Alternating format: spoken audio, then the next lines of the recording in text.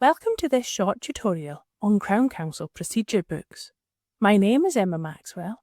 I'm a genealogist here in Scotland and co-founder of ScottishIndexes.com. Scotland's criminal database is growing all the time. We're indexing records from a variety of sources to help you trace your genealogy and dig deeper into your family history. There's a crossover between these sets of records. For example, you may find an ancestor was before the High Court, but you might also find them in a prison register. Although index of the High Court records from 1790 to the early 20th century is relatively complete, there's a lot of work still to be done to index the Sheriff Court records. To unlock these unindexed Sheriff Court records, we can use prison registers, but sadly, not all prison registers have survived. The solution?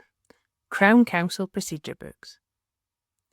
These registers contain only brief entries for each of the accused. It's a register of cases where the Crown Office was asked for their opinion as to how the case should be handled. As is the case today, some cases went no further. Perhaps there wasn't enough evidence. Maybe it was clear that the person was innocent. Some cases went on to the High Court and others to the Sheriff Court. Now, this is not a register of all criminal cases in Scotland. It's only those where there was the potential for it to be a High Court trial or a Sheriff Court jury trial. Here we see the example of Alexander Forrest. He was accused of assault in the jurisdiction of Peebles. The case paperwork was received by the Crown Counsel on the 12th of November 1825. On the 16th of November, the opinion was sent back that it should be a Sheriff Court case. Why is this information useful to researchers? Well, Sheriff Court records for Peebles do survive for this period, and they're held by the National Records of Scotland. This is me holding Volume 5 of the Criminal Settlement Books. The catalogue gives us the dates the volume covers, but it does not name the people mentioned. The Crown Counsel Procedure Books act as a finding aid. Now we know that shortly after the 16th of November 1825, Alexander Forrest should appear in this volume. From our website, you can order a copy of the basic entry from the procedure book. When you do this, we'll also let you know if a court record survives. So what's the order process? Our research service will provide you with a copy of the original entry in the Crown Counsel Procedure Books. One of our genealogists will also let you know if corresponding documents are likely to survive and what the archival reference is.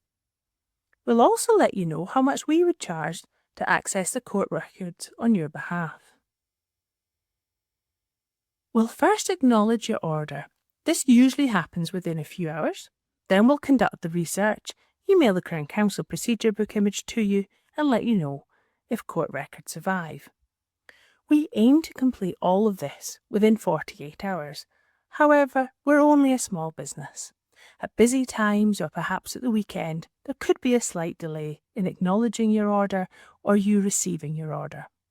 However, if you've not received the initial acknowledgement at least within 48 hours, please do let us know. Simply contact us by going to the Contact Us section of the Scottish Indexes website. Did you know? Married women are usually recorded with their maiden surname and their married surname. This is a great way to identify female ancestors in the Crown Counsel Procedure Books. Did you know? Ages are given in the prison registers and some court records. Check the other index entries on our website for additional information. For example, here we have Andrew Crawford. The basic information in the Crown Counsel Procedure Book simply tells us his name, year of crime and outcome. Going back to the search results though, I see a corresponding entry in the High Court records and the prison registers. The High Court papers will be really interesting. The index tells me his age and the crime that was committed. From the Prison Register Index page, I find out Andrew's birthplace. Use these index entries together to identify people. It's not usually necessary to consult the Crown Counsel Procedure Books if you have the Prison Register entry. Did you know? When a crime has taken place, it's often referred to the Crown Counsel for an opinion. In some cases, it went on to the High Court and in others to the Sheriff Court. After some investigation, however, some cases did not proceed to trial and no proceedings were taken. There's a variety of reasons for this. Perhaps a lack of evidence, or maybe the person wasn't medically fit to stand trial. The good news is that between 1825 and 1833, the paperwork in these cases, where there was no proceedings, generally survives and can be really fascinating. Even though there was perhaps no crime committed, you can still find out a lot about your ancestors. Find out more about this in our Learning Zone. But when you're searching, look out for the link to related documents. Did you know? We've got an index to High Court cases. When you see indicted as the outcome, look for the corresponding entry in the High Court Records Index.